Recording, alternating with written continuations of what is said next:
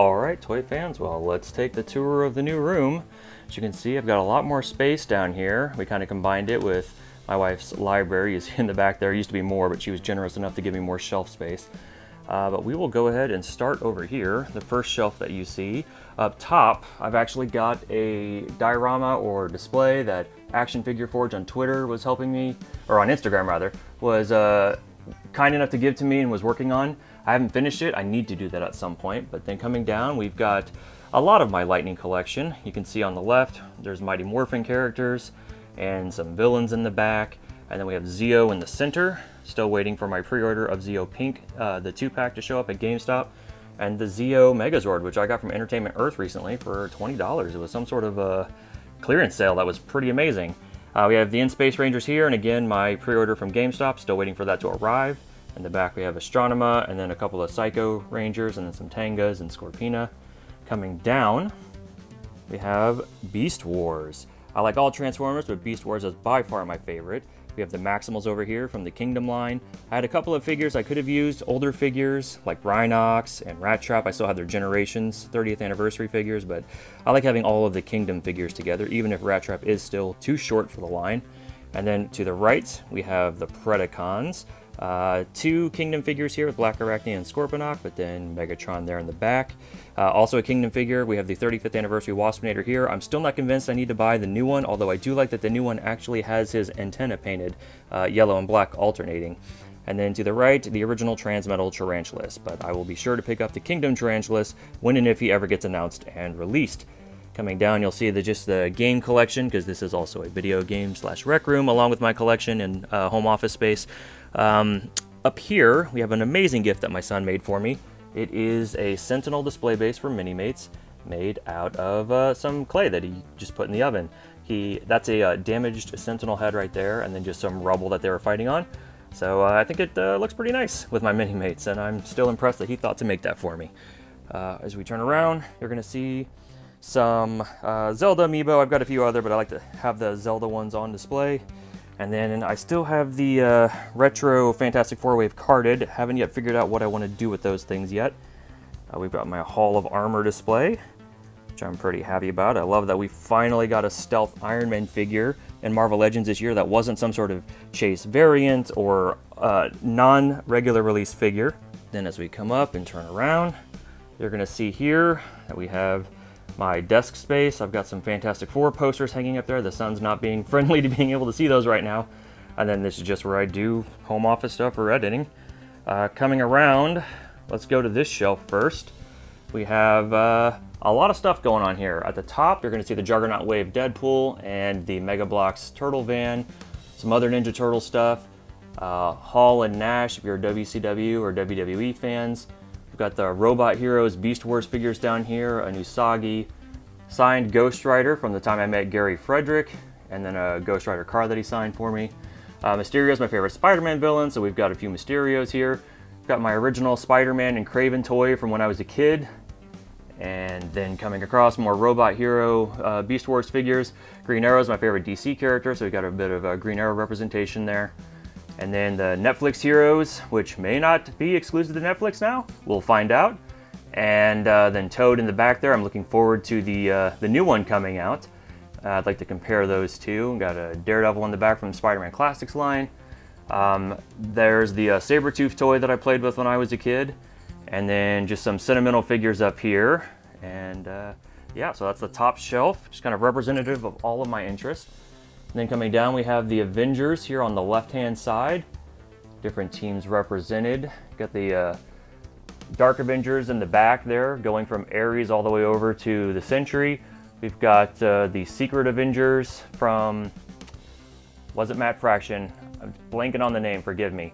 From that run with that team. And then coming down, we have just, in the front are the Avengers. You know, we have Scarlet Witch, Vision, Hulk, Black Panther, Iron Man, Captain America, Wasp, Miss Marvel, and Thor. You know, just kind of perennial members of the team. A few people in the back that kind of swap in and out. Spider-Woman, Tigra, Black Widow, the other Spider-Woman, Black Knight, you get the idea. And then over to the right, we have some villains. I have a lot of the prominent villains in the front here. with Taskmaster, and I think Batrock's prominent. I think it's fun every time he shows up.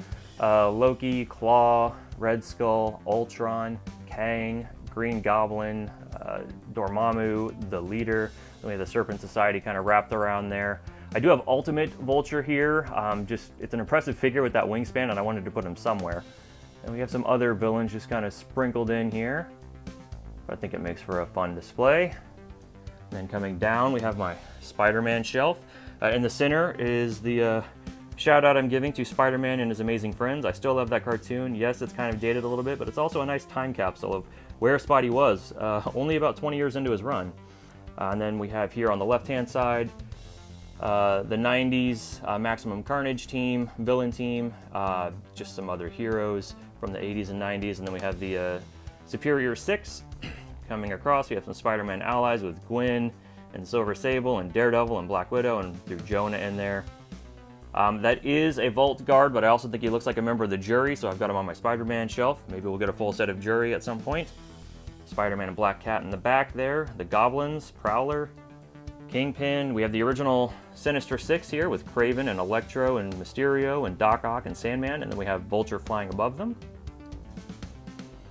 Morbius and Arcade. I could have put Arcade with the X-Men villains, but I also like him as a Spider-Man villain. And then we just have Lizard in the back here. A nice usage of cloth goods that Hasbro seems averse to anymore these days. And then we have Armadillo, and I thought it was nice to have White Rabbit and Frogman next to each other, and then Beetle and Puma. And then here we have the new Warriors that we've built out so far. I wanted to have them sort of close to Firestar, but I'd still rather put Firestar with Spider-Man and his Amazing Friends cast.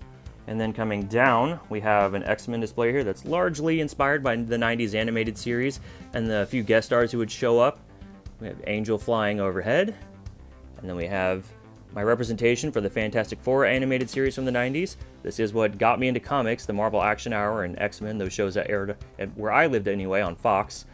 Just got Psycho Man out. I did not have him when I posted my favorite figures of 2021 on Instagram, but that figure is really impressive, and he probably would have made the cut if I had received him soon enough, but he was a Christmas gift. But anyway, there we go.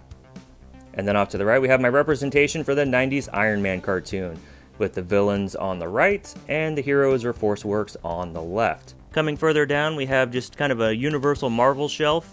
As we zoom in, you're going to see Spider-Verse here towards the center. We've got Captain Universe Spider-Man and Spider-UK and Anya Corazon and Spider-Man Noir. We have Miles and Ultimate Parker there behind them. The little Nova Squadron we've been able to build up so far. A couple of galactic characters here, cosmic characters with Captain Marvel and both Captain Marvels, and Rocket and the Guardians of the Galaxy. Thanos is in the back there, is just kind of a villain hanging over them all. And then a few modern characters here with Old Man Logan and Riri and Infamous Iron Man and Miss Marvel. And then finally figured out what I could do with that Punisher motorcycle. I gave it to Blade. I like how that looks there.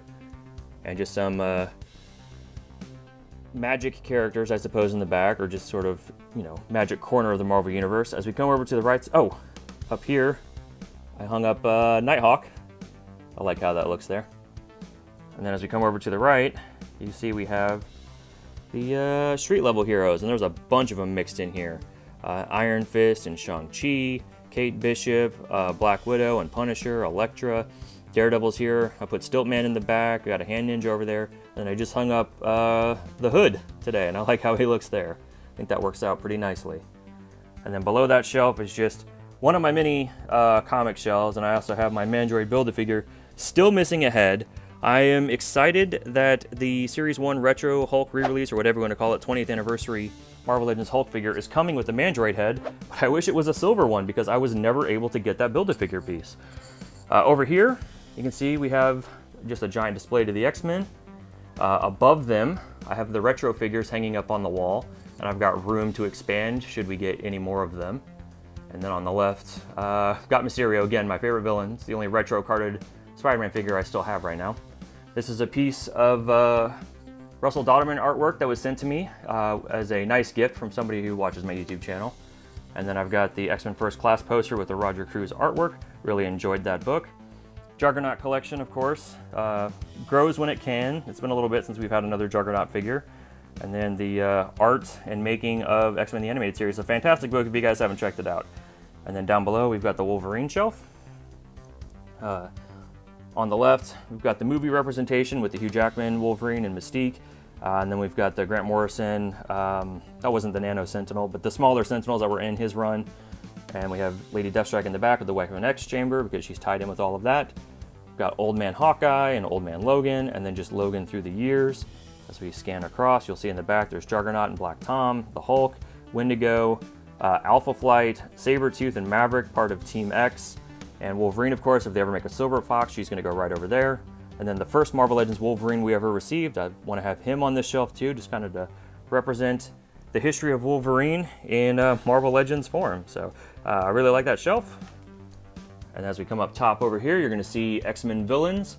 Got the Hellfire Club guards and the Hellfire Club themselves. At some point, I'll get that Mastermind figure. We have the Theta Sentinel Build-A-Figure and Nimrod. I prefer the pink face. To me, that's just my favorite look for Nimrod. And then in the back, Shadow King and Onslaught and Gladiator, Strife.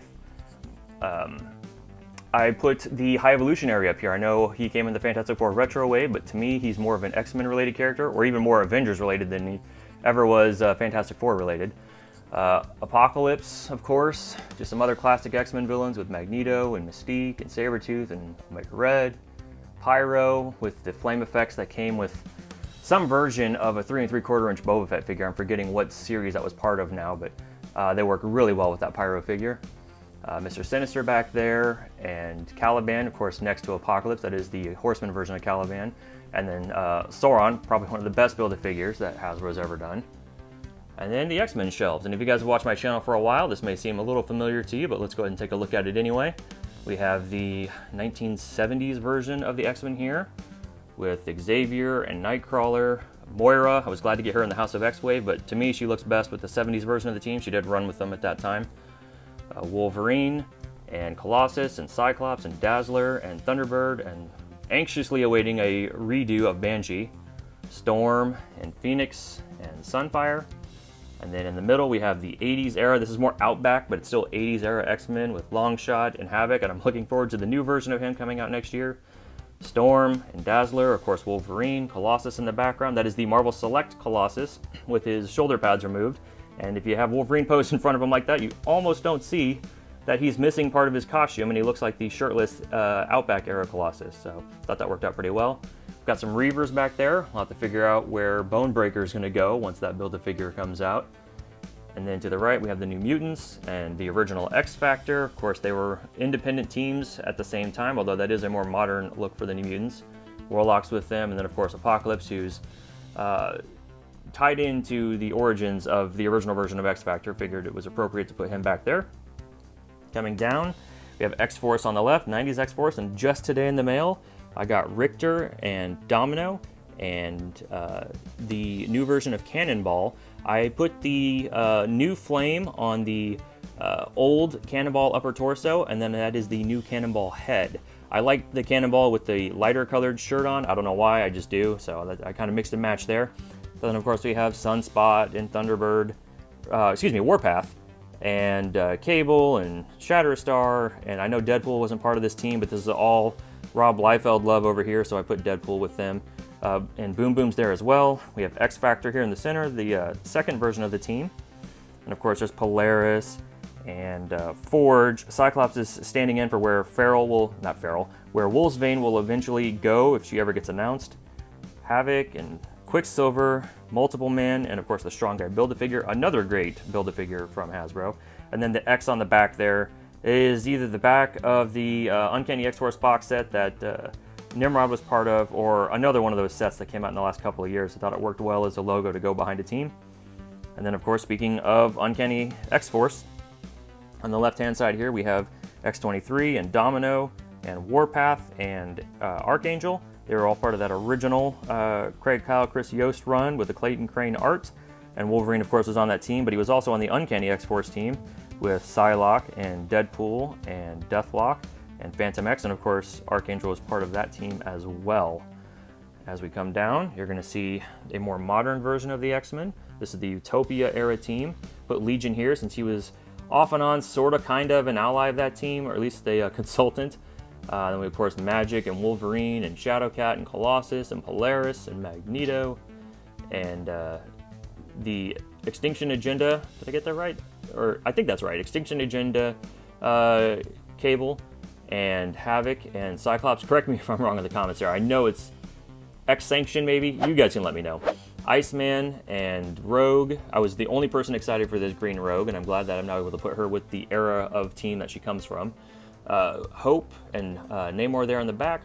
We have Bendis's sort of evil, not evil X-Men, but Renegade X-Men team.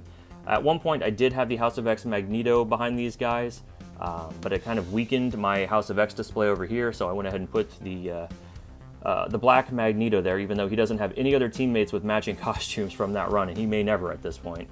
Over to the right, we've got, as I said, the House of X version of the X-Men on the right with Wolverine and Jean and Cyclops and Xavier and Magneto in the back, and then more than a couple, or at least a couple, but probably more than a couple times, I think, this specific version of the X-Men have interacted with this specific version of the Fantastic Four. So I wanted to just post them all together. I know there was a story that I just read with my son, it's down here, called X-Men Fantastic Four, which kind of deals with the fallout of House of X, and then the Fantastic Four even showed up, I believe, during Empire. That's the other story I was thinking of. So that justifies my Fantastic Four and House of X X-Men being posed together there. The coat on the Thing is actually from a movie Thing figure from the first Fantastic Four movie. It fit him just fine, and of course the hat from that figure is able to just kind of rest on top of that Thing's head. Coming down, we've got the Age of Apocalypse display. It's a little weak at the moment. I could pose these guys better, but I also know that more figures are probably coming next year. So I'm not really sure how to set this stuff until I know how many more heroes and villains are on the way. Blink's on the wrong side here, I know, but it was just a gap, so I kind of filled it out. And then, of course, we have just more of my books on the bottoms of these shelves. The last shelf I want to show you guys is a work in progress. At the top, I've got the X-Men Evolution figures. I thought that that was a nice place. I've never had these guys on display like this, and I like the amount of space that they've got. We've got some Diamond Select Danger Room walls on the side, but it's almost like the doors have opened in the back to, you know, outside the Xavier Institute. So I really like having these guys all posed here. And I'm always on the lookout for a good deal on these things, but the prices on those on the aftermarket keep going up. But one of these days, I will have all of the X-Men Evolution figures. And then coming down, this is just kind of some shelf fillers at the moment. I wanted to do something with the Winter Guard, didn't know what, so I stuck them here. I don't have that Build-A-Figure Crimson Dynamo, I may never, but if they ever give us a smaller version, I'll definitely be adding him to this set and trying to fill out the rest of that team as they come out. At some point, I will have the Forever Red team. Right now, all of my Space Ranger, my Zeo Ranger, my Mighty Morphin Ranger are with their respective teams, but I have these guys too, and I'll get the rest of the Rangers that were part of the Forever Red team. So if I ever want to do a Forever Red display, I have all 10 of those guys. And here's the Dino Thunder Rangers. Still waiting for black and yellow to get announced. And that's the collection as of right now. I've got a few other things I want to try to do something with. You'll see down here, I've got a ton of McDonald's Marvel toys, or in fast food Marvel toys. There's some Amiibo mixed in there too. I want to do something with all of those at some point. That's on the wish list. But otherwise, that's how this rec room rather has come along at this point, and I'm pretty pleased with it. So thanks for checking out my display, guys.